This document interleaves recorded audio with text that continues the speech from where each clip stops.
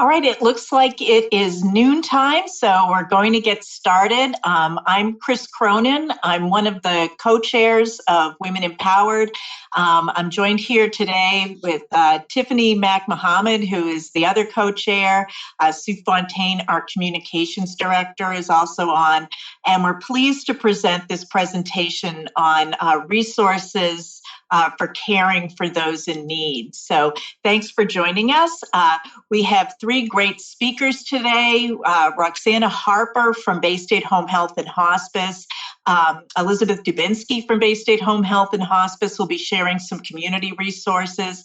And Beth Cardillo from Armbrook Village in Westfield, who has lots of experience with residential care for those in need as well. So thanks to our speakers for joining us today. And we'd like to welcome our Women Empowered members who are out there and our Every Women members who have joined. If you're interested in more information about either of those groups, you can email us at bhwe, BHWE at baystatehealth.org, and we can give you some more information about both of these groups which support women in our community.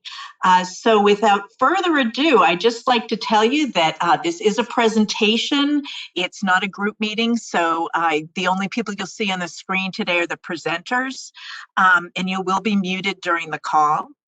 If you're using your computer and you have any technical issues, please go to the chat feature and Clinton Vadney can help you with any of those problems you might be having. If you have questions, we're going to be doing questions at the end of the presentation, so type those in the Q&A function, and we'll address as many of those as we can in the time that remains after our speakers share their info. And we have two handouts that the presenters have provided that we will be emailing out to everyone after the workshop. I'll also post them on the BHWE workplace page on Bay State Health's workplace page, so you can access those there as well. And you'll be asked to complete a short survey at the end of the presentation, so please share your feedback there. So I think I've covered everything. So without further ado, I'm going to toss things over to Roxanna Harper, and we hope you enjoy today's presentation. Well, thank you so much for inviting us to speak today. I'm Roxanna Harper. I am the clinical director for Bay State Home Health, Hospice, and Community Palliative Care. We are an organization that has been with Bay State for over 100 years, taking care of members of our community here in Hampshire and Hampden counties. Our agency provides skilled nursing care for patients who have had recent surgeries, who have some medication changes, some disease management, such as congestive heart failure, COPD, and they need some help in the home getting them back to independence. So the home care side of it is very highly regulated. It is covered by all insurance plans, but the patient does need to be homebound, which means right now everybody's homebound with COVID, but they're not able to go out to eat, they're not able to go to a casino, they're not able to go shopping, but they are able to leave their house for part-time. So if they need to get their hair done, they need to go to church, something like that. So this is a very good service for anybody over the age of 18 up to over 100. We can take care of these patients in the home. We can provide wound care, we can provide medication management and teaching of the disease processes just for nursing. We also have physical therapy that can provide safety education in the home exercise programs, strengthening. We do take care of a lot of patients who have had recent total joint surgery, either total hip replacement, total knee replacement in the home as well. Occupational therapy can help patients with their activities of daily living. So bathing, dressing, cooking, things like that. They can also help with cognition, remembering to take your medications, things like that. We have speech therapy that can go in the home and help patients with, speech issues or swallowing issues, especially if someone had a recent stroke. We can do that at home as well. We have social workers who, one of them is Elizabeth, who will be speaking after me, who can help with goals of care discussion, also resources for the community, long-term care planning, insurance questions, things like that. And then we also have home health aides who can go in and they can help these patients in the home with bathing, either a bed bath or getting in the tub or the shower. So that's our home care side.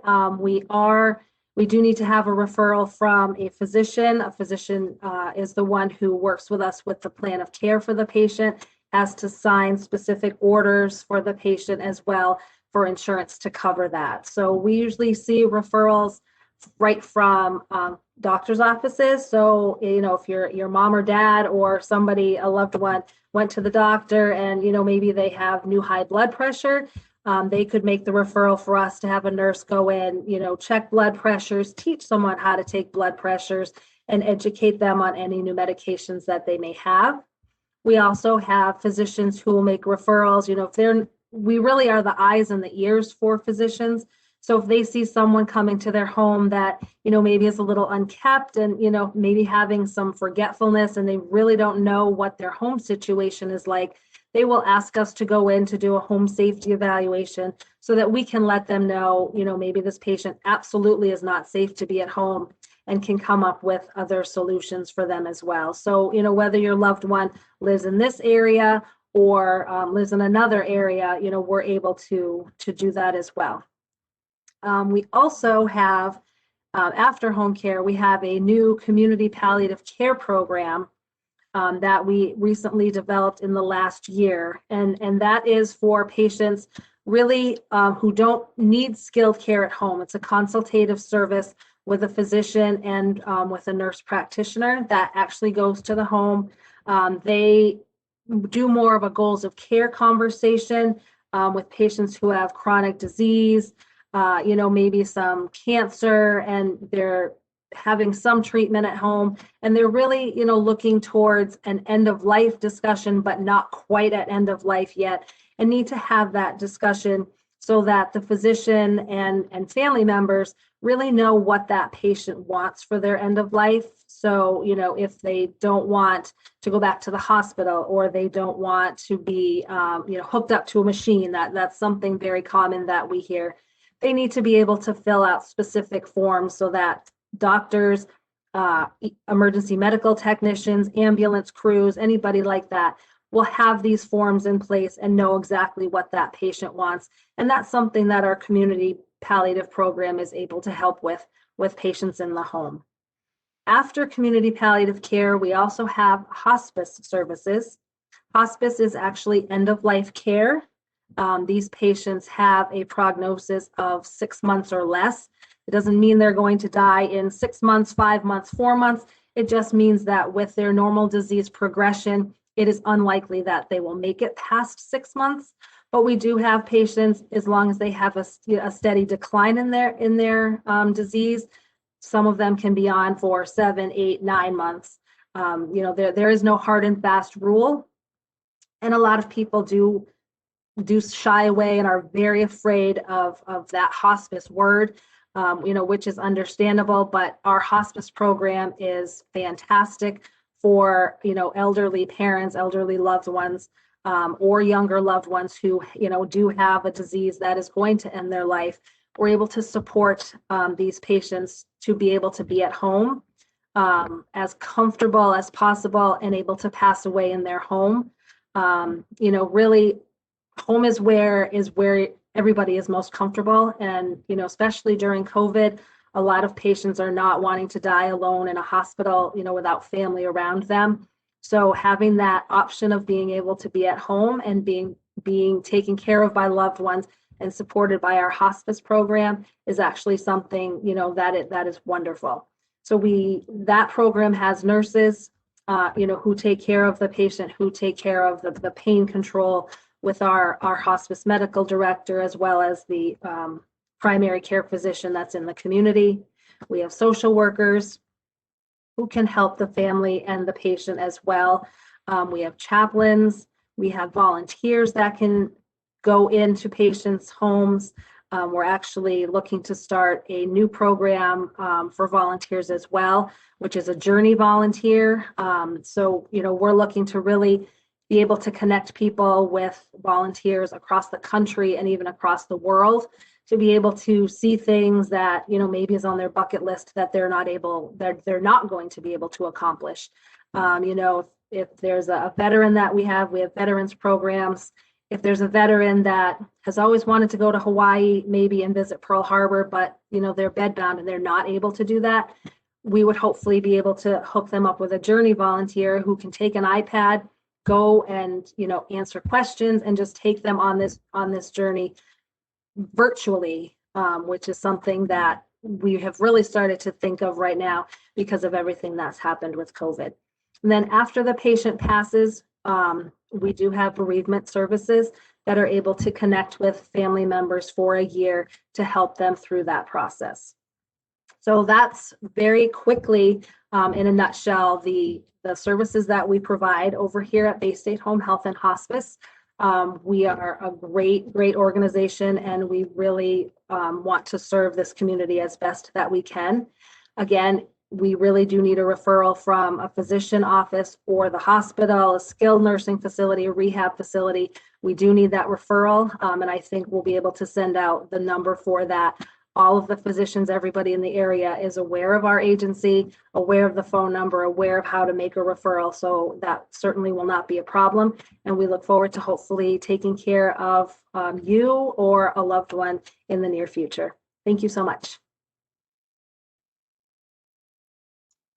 Great, thank you, Roxanna. I gotta put myself back on. Thank you so much for that. If you have questions for Roxanna, please type them in the Q&A section, and we'll pass things over to Elizabeth Dubinsky.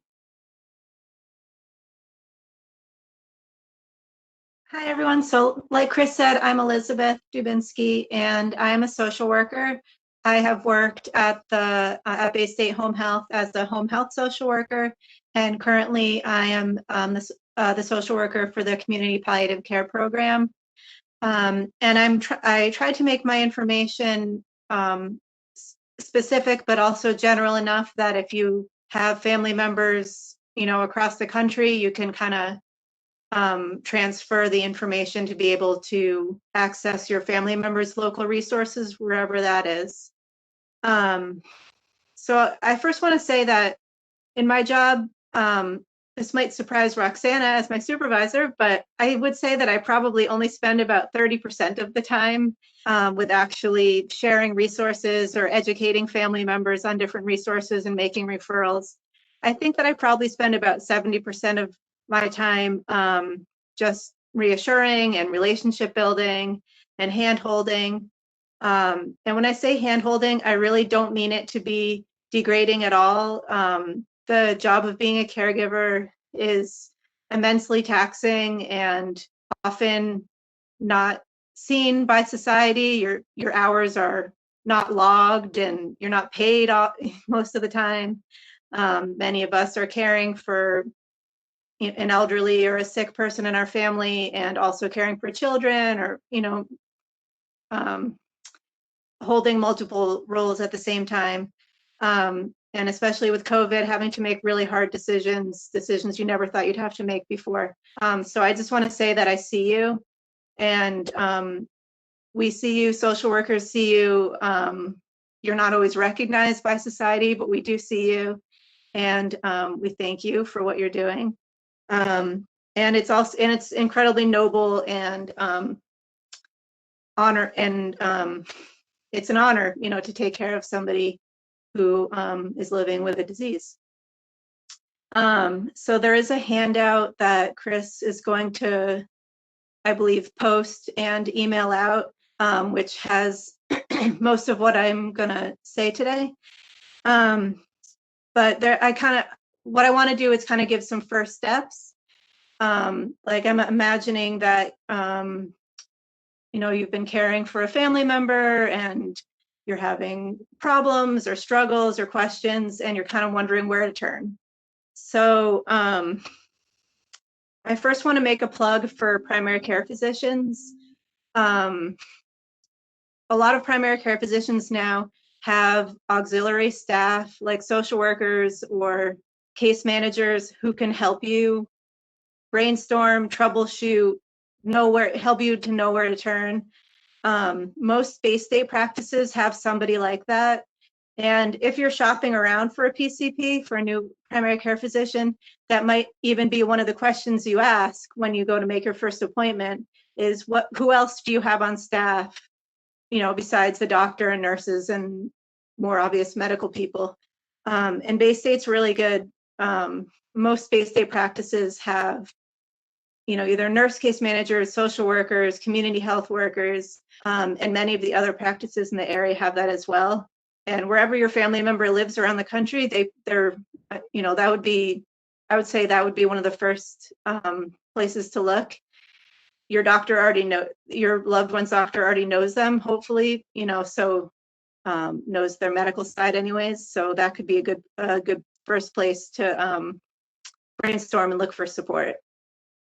The next thing is, in this area anyways, I'm not sure around the country, but in this area, every town is associated with what's called an ASAP, which is a nonprofit agency that is subsidized or supported by government funds to provide services to the elderly, and in most cases to younger people living with some sort of chronic or terminal disease. The ones around here that you may have heard of are Greater Springfield Senior Services, Highland Valley Elder Services, West Mass Elder Care, and they have a variety of programs. I'm not going to go into the details of every program, but for a lot of people who are living at home, elderly or people who are sick, who are living at home and want to stay at home, these ASAPs have, it's actually a small amount of help. It's like 3 hours a week, but for a lot of people, it's all they need, to be able to take their shower, get some meals prepared, Meals on Wheels, help with housekeeping, transportation, a life alert button. For a lot of people, it's just this little amount of help that could be the difference between staying in their current home or having to move someplace with more support. Most people want to stay in their home, and for a lot of people financially, that also, the longer they can stay home helps financially as well. I know most towns around the country and around here especially have a senior center. Most of the senior centers have an outreach worker.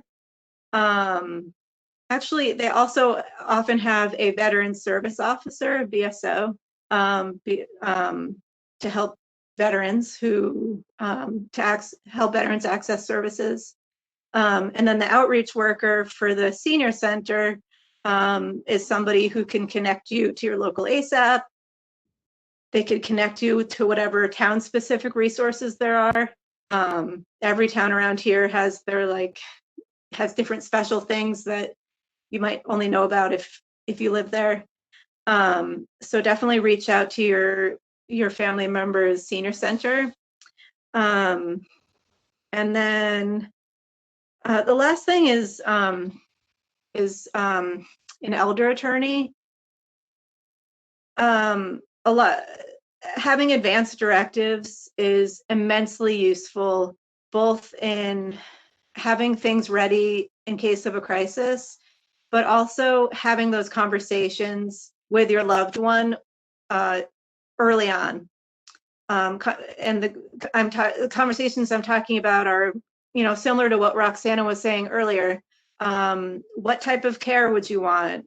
If you were to stop breathing, what would be, or if you needed some sort of treatment, what treatment would be okay to you, and what would feel, not adding to my quality of life? What does quality of life look like?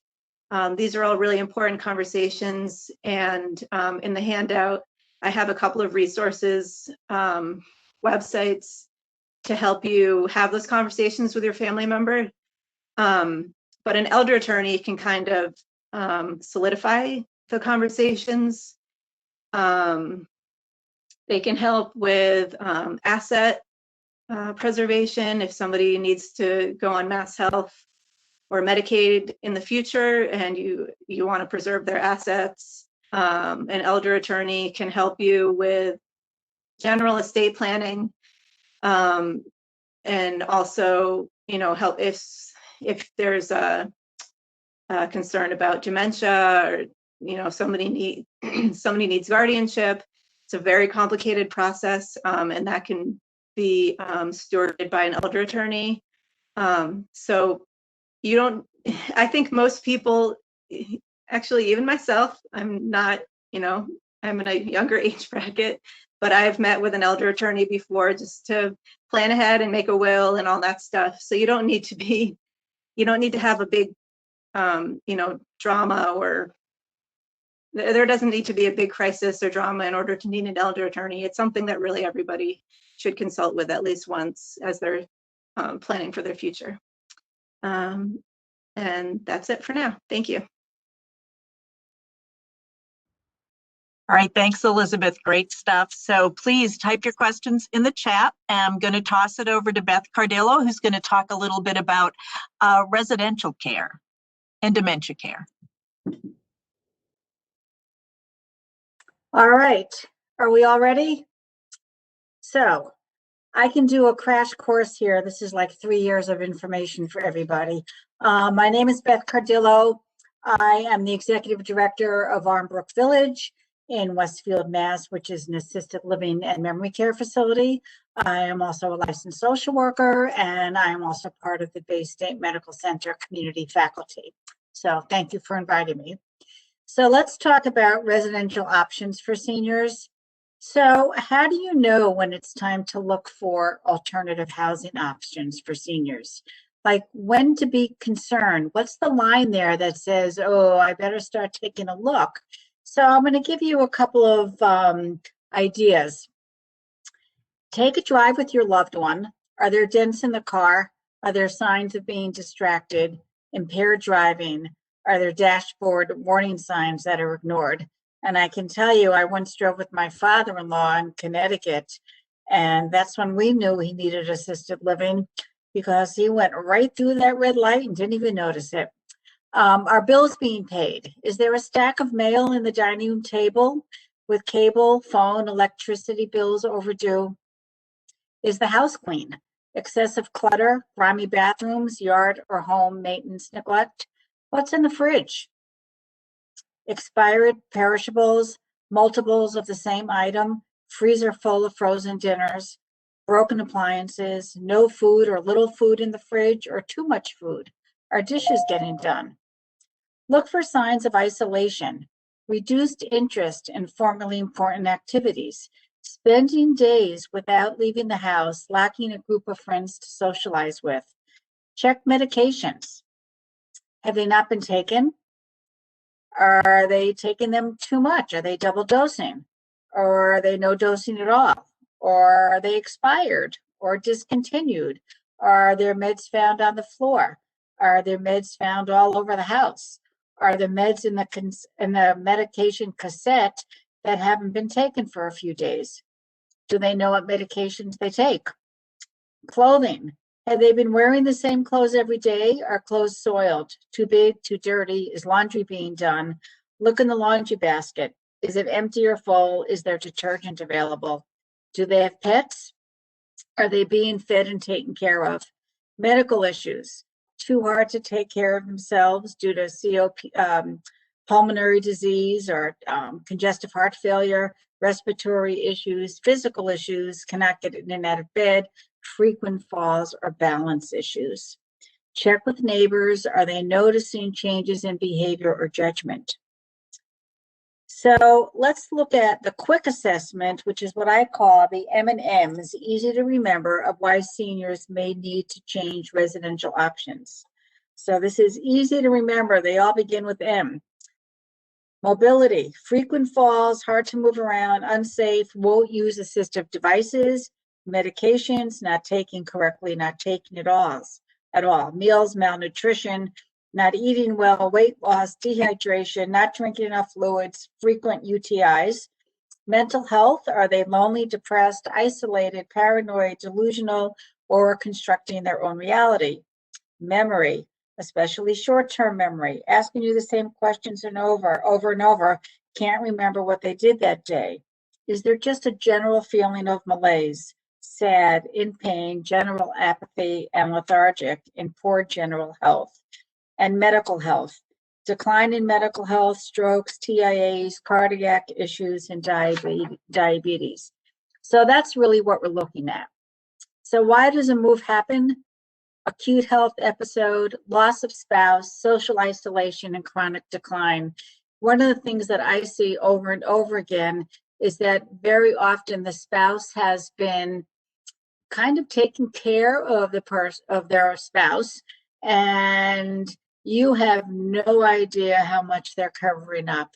So all of a sudden, your father dies and your mother is left at home, and he paid the bills, and he knew she had dementia, and he didn't share any of that information. And now she's bolting the door and not letting anybody in the house. So let's talk about what's out there and what are the options. So what's assisted living? Assisted living in Massachusetts is a residential model for seniors who do not need skilled nursing. So know what assisted living can and cannot do for residents, and understand the finances of assisted living. Assisted living in Massachusetts is a social model. Assisted living communities offer apartment homes, dining options, and personal care services.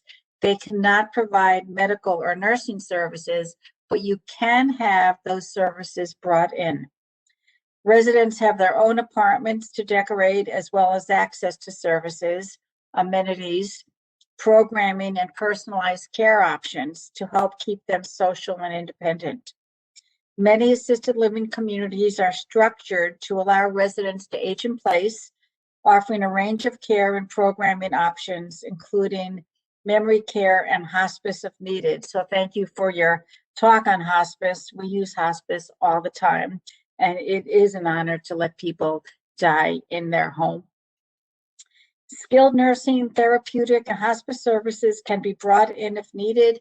Physical therapy, speech therapy, occupational therapy can be brought in anytime with the doctor's referral for services. So assisted living is for residents who need assistance with some activities like showering and getting dressed. It's a cozy home environment, a private apartment, and programming to maintain hobbies and passions. It's governed by the Executive Office of Elder Affairs. So then there's also skilled nursing. And here's something that nobody ever understands, is that everyone thinks nursing homes are for free. They are not for free. Assisted living, memory care is about $7,000 a month. Traditional assisted living is between $4,000 and $5,000 a month. Skilled nursing is often $11,000 to $12,000 a month, and it is not for free. If you are a couple and one couple is staying home, they use a formula, so there is still money, so that person can still stay at home, but they do look at your Social Security and how much money you bring in. It's for patients requiring 24/7 skilled nursing for complex medical needs. There is a doctor on staff. You're in a hospital-like setting. Possibly you're in your own room or a shared room. There is less programming and engagement, and it's governed by the Department of Health. I don't think anybody looks around and says, hey, I can't wait to get into a skilled nursing facility. But you should do your homework and make sure you know what's out there. While assisted living regulations vary state by state, for most of New England, assisted living communities cannot provide medical or 24-hour skilled nursing services. However, I can tell you in Connecticut, the Department of Public Health allows assisted living services agencies to provide some skilled nursing, like insulin injections, but in Massachusetts, that is not allowable. So let's talk about what are your options. You can live alone. Are you self-sufficient and able to live in your home with confidence? Do you need home care? You may want to live alone, but are finding it more difficult to manage. and you don't mind relying on agency assistance. So there is availability with home health services. Home care is for people that need, well, maybe 24 hours a day, but most likely it's a few hours a day. It enables your loved one to live in their home with private care coming into the home.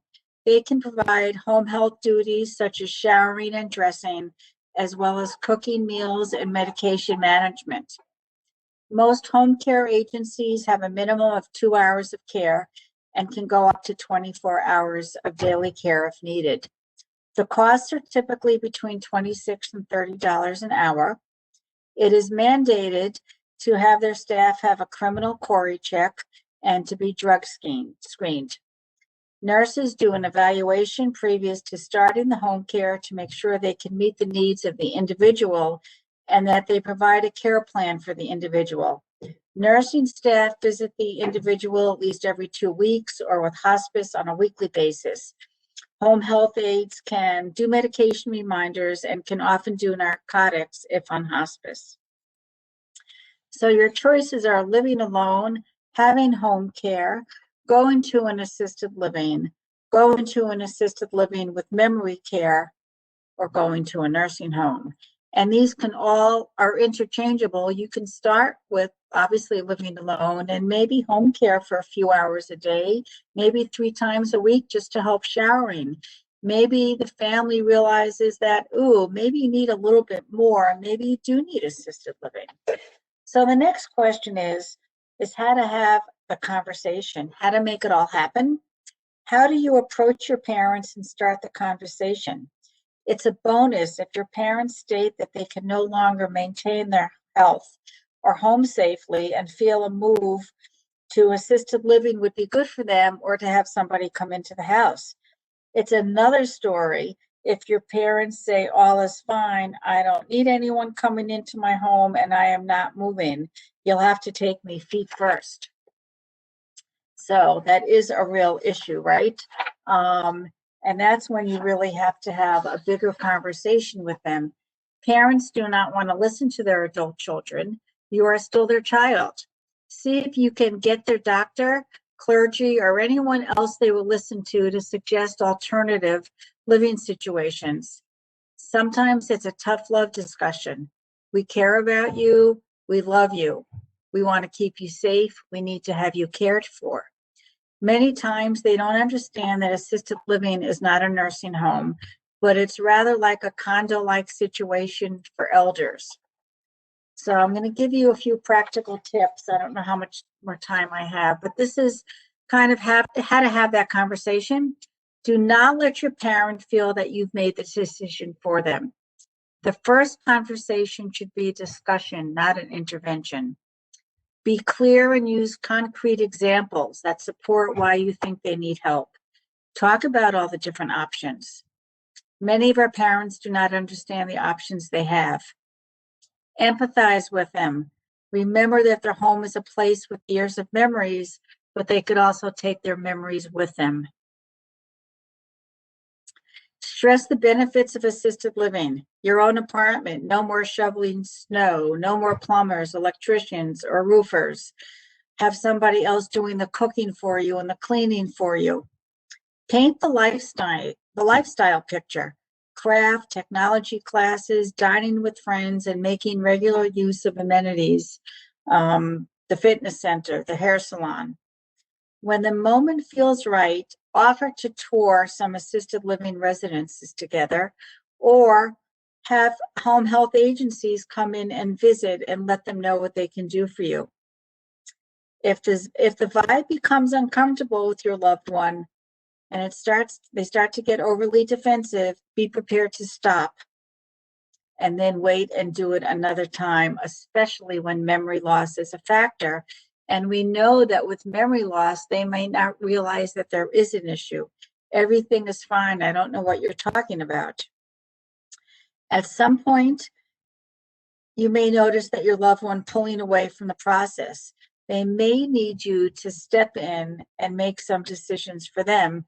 And that's when, as we mentioned before, about an elder care lawyer, about talking about healthcare proxies and power of attorney. That is important. Remember that this is a process. It takes time and it takes research and resources. I know someone had mentioned before that a lawyer can help, so can a case manager that can help you kind of negotiate all of this.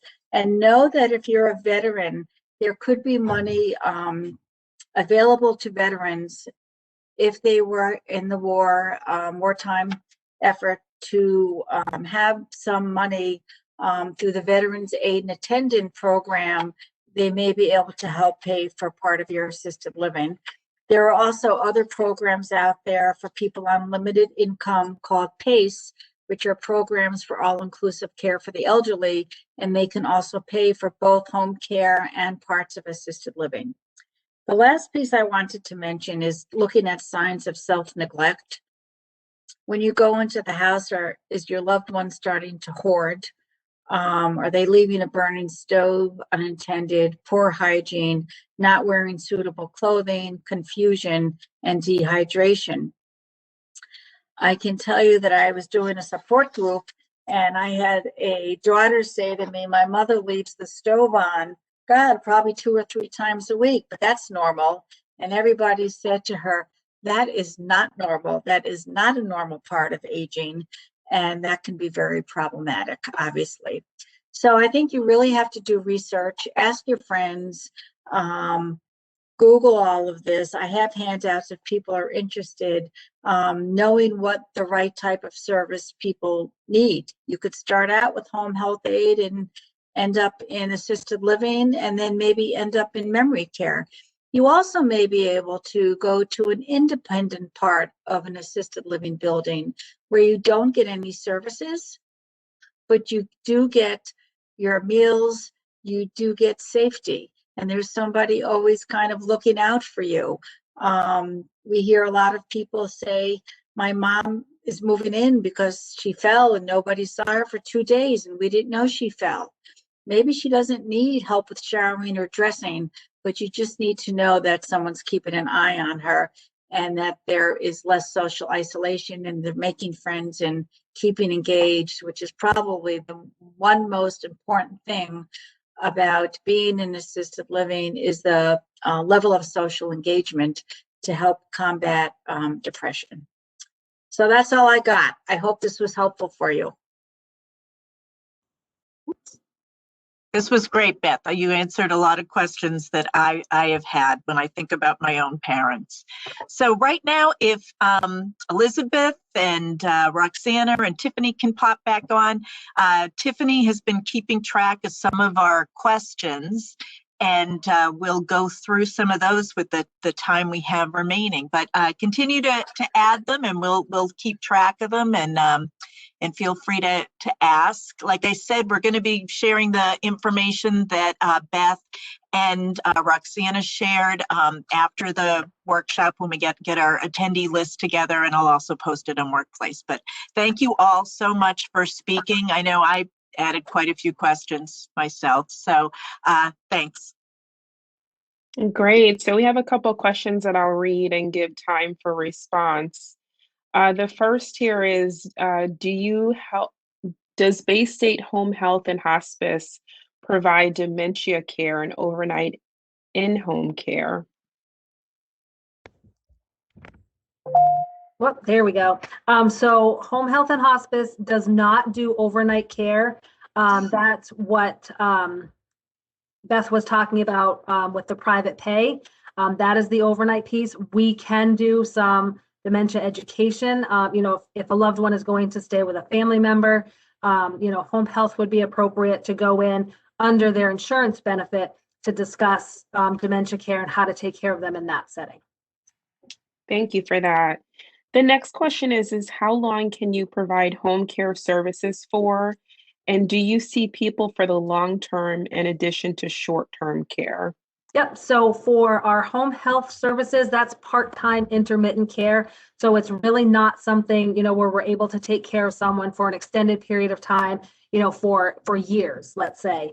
For the hospice program, because that is end of life, we usually, around a year or so is the average, I'm going to say, but it could be shorter, it could be a little bit longer. But our services are not something that are able to take care of someone for a duration of years and years. Okay.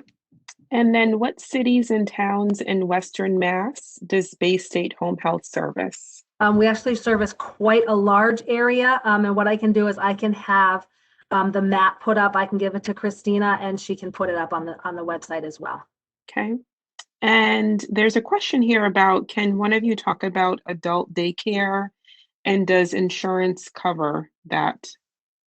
I can talk a little bit for what I know. There are a few adult daycare places around. I know there's the Harold Grinspoon one at Jewish Geriatric Services, and I think Center for Human Development has an adult day health.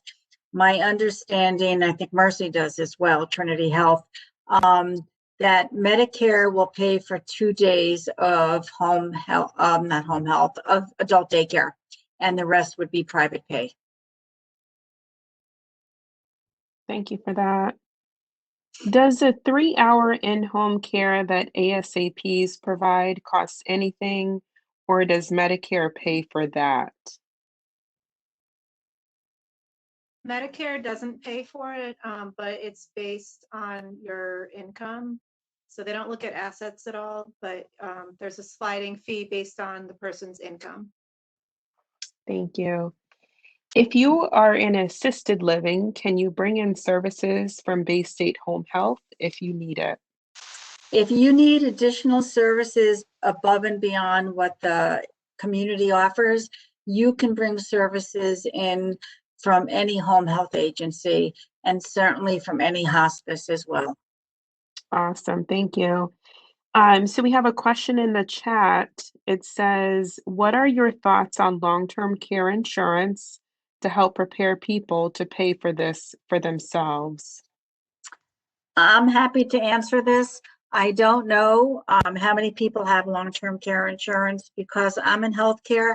I got it the day my father-in-law moved into a nursing home. Everyone thinks long-term care insurance is so expensive. It costs less than what assisted living costs for a month. So I think I pay $3,000 a year.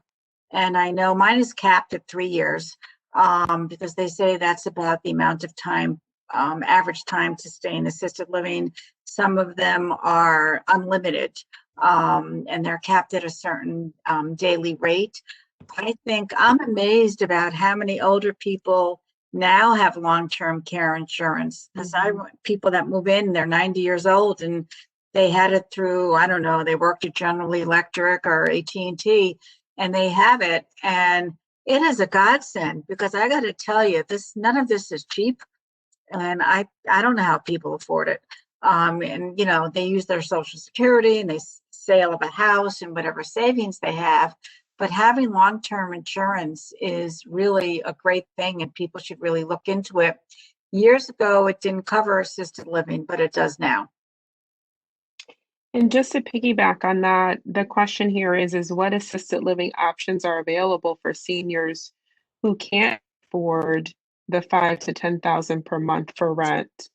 So here's when I can get on my soapbox and say you would think this country would do a better job and it's that it should not be about money. And if they're going to fund people to go on Medicaid and pay for nursing homes that are $12,000 a month, why aren't they funding assisted living when it's half the cost and you're getting better care? Because I think there are a lot of people now that are in nursing homes that probably could benefit from from that extra. So you can look at, there's a group adult foster care program that will pay part of your assisted living. They'll look at your Social Security and it depends on what assisted living you're looking at. So some offer that, some offer the Veterans Aid and Attendant, which only pays about $1,600. And the PACE program does that in many different ways. So everybody does it differently, but there are some programs out there. Okay.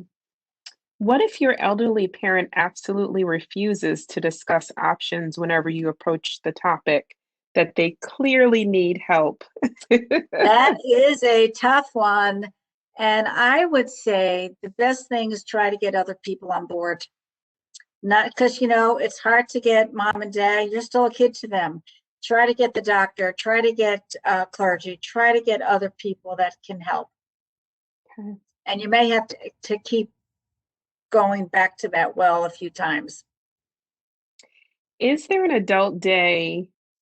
I'm sorry, the question is, does a medical model still exist for elderly that could be home in the PM with family? So it seems like the question is around care in the evening versus during the day. So home health aid will go to your house anytime that you need it. Right, that's a private pay home health aid. Yeah. Yep. Okay. And does disability fund any of these facility services?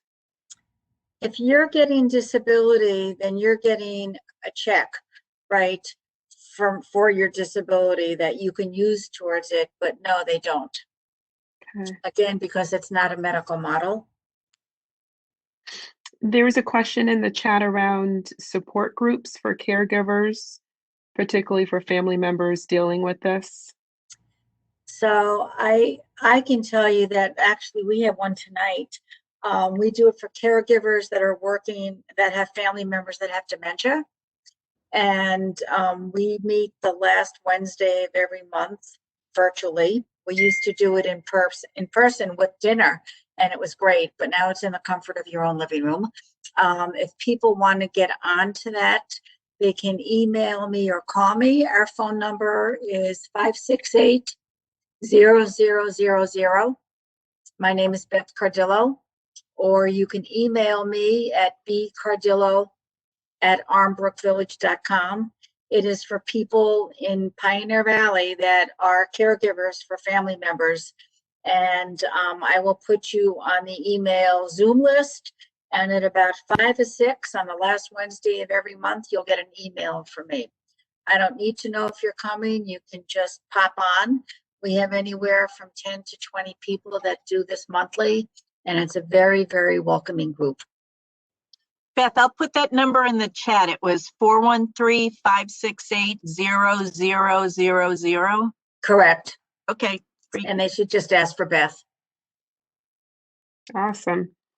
Are there MSWs at assisted living facilities that can assist elders with finding outside help if needed, or is it up to the families?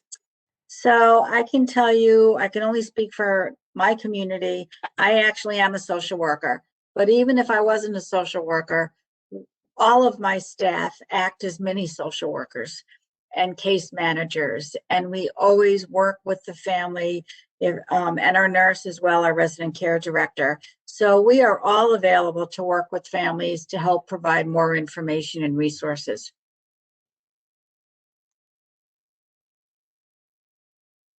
Okay. Do you have podiatry services, and how do you obtain referrals for that? And also, would Medicare pay for this? Medicare does pay for podiatry. Some assisted livings have a podiatrist come in, though it doesn't happen at all the places. Some assisted livings have a van that will take you to the podiatrist. We all offer transportation a few times a week. And again, Medicare pays for that. Okay. And I can tell you for us, we don't have a podiatrist to come in. They're hard to find, and for them to give up that amount of time. But we have a nail nurse that comes in, and it's a private pay of $30 every few months when you see her. Okay. There's a comment here. It says, I work for Baycare Health Partners as a care manager. Could Bay State Palliative consider having phlebotomy services, as often patients still need lab checks for med management, treatment plan, etc.? And the person just put in their contact information to discuss further. Yep, that's actually a good idea and something that we're looking at. If you can just forward that to me, Tiffany. Awesome. With them. And I can tell you, we also have Bay State reference labs come in every Friday and do blood work for some of our residents as long as we have orders.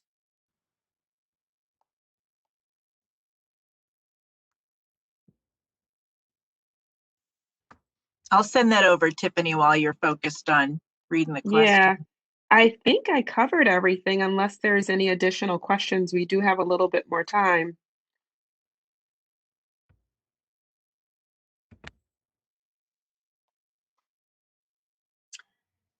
Can I ask a question? I'm just curious if people found this helpful.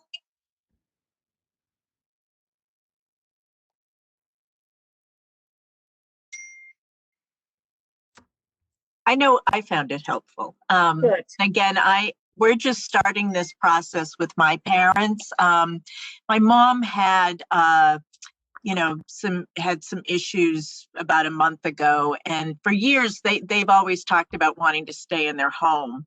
And they said they've got money saved up to get home health care. And my mom was a nurse, so it's, all this stuff isn't foreign to her. But they seem hesitant to start implementing things. Like, they live in a split entry ranch and they've talked about getting a stair lift. But when we approach them about putting the stair lift in, now all of a sudden, well, it's ugly. And I've talked to people that just use it to bring groceries up and down the stairs, which we're like, that's a good idea. That way you can hold onto the railing while your groceries ride up. But it's just, I think, some of the suggestions you made, things to look for, Beth, and, in terms of just, whether or not they need help, as Elizabeth said, like 1 day a week to come in and just help with some certain things, or, for me, it was really helpful kind of hearing those things, and also how to get people to come in and help you. I think we're going to have to rely on their doctor, because they haven't been going to church anymore, so they're not really close to any clergy. And I think all of their friends are probably in the same boat. So we're getting worried, because again, for having good judgment maybe 10 years ago, now they won't admit maybe they need help. And every time we go to visit, my mother will say things like, you're just spying on us. And, she spends all this time cleaning before we come there, so there aren't any red flags. And it's hard to pull that trigger. And, when you get closer to it, we're not quite ready. I've had people that said, we're not ready to move to assisted living, and they're 98 years old. If they wait much longer, they're going to skip assisted living and go right into a nursing home. But it's hard. It's hard when it's yourself. It's different when your mother is a nurse, can tell 20 other people what they need to do. But when it comes to herself, different ballgame. Right. Yeah. I was gonna say, so sometimes it's easier too, if they have a disease process or something, sometimes it's just as easy as getting home health in there, because then they get used to somebody coming in and we can give some ideas, and we get the social worker, can talk to the family too. So it's kind of an easier way in, rather than saying you have to do this, you have to do that. Sometimes that helps as well. I agree. And just getting someone in, even if it's 1 hour with 2 hours a week to start, just to help clean or cook some meals, whatever it is they need, just to gradually get them comfortable. And if it's somebody they like, then it's a home run. Right. I think it would be easier for my parents too if they knew other people who were doing this, or lived in assisted living, or had home help, because over the years in my work, I've met a lot of seniors that have this kind of care, and I look at them and see how much more independent they are in a lot of ways because they have help. And they had friends that lived at Reed's Landing or Armbrook Village, so they were looking forward to going there and being with the Johnsons. And so I think it's a little harder for those of us where this is totally foreign territory, where their parents stayed in their house the whole time or never had help. So so it's good information. And years ago, before there was assisted living, people lived with their kids because they lived in the same community. They lived in the same house. They lived around the corner. Now you got kids in Chicago, California. It's just not the same world anymore. So I think assisted living is what it used to be when you lived with the kids. I know my husband's grandmother lived with him when he was growing up. That's what you did then. So we've taken the place of that.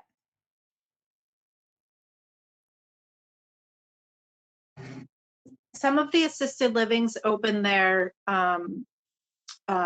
activities to the community, and that's been I know Glen Meadow does. I don't know if Armbrook does, but I know that's been a way.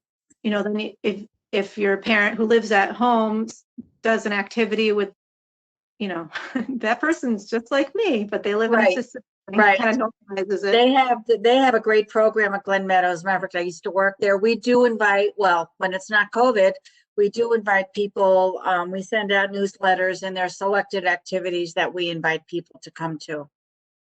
Absolutely. Great way to try us out. And people could actually go to assisted living for a week or two, just go for a respite, for a trial. Try it out and see if you like it. So no strings attached.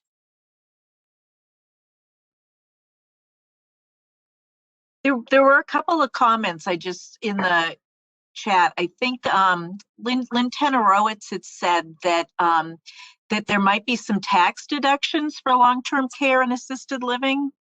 There are tax deductions for the medical, even though I say we don't offer medical. There is some parts like if you're in assisted living, like what you get for people that are helping you with dressing and showering, they look at a percentage, and you can itemize that on your tax. It must be medically necessary. You must have a personal care plan.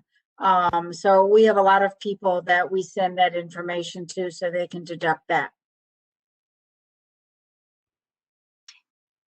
There was another comment about, are there like online support services like musical performances or elder chair yoga or music therapy, things like that? I don't know if Roxanna or Elizabeth know of any of those, or. I don't. I know for patients that are on our hospice services, we do music therapy. We also have massage therapy. So that's another thing for hospice. I think a lot of the community channels in people's hometown, senior centers have put things up on the community channel that they can be a part of, like exercise classes and other things like that. So I would call your local senior center to ask. Yeah, I know when I lived in Amherst, we had the senior center had a show on every week that talked about what their offerings were and everything.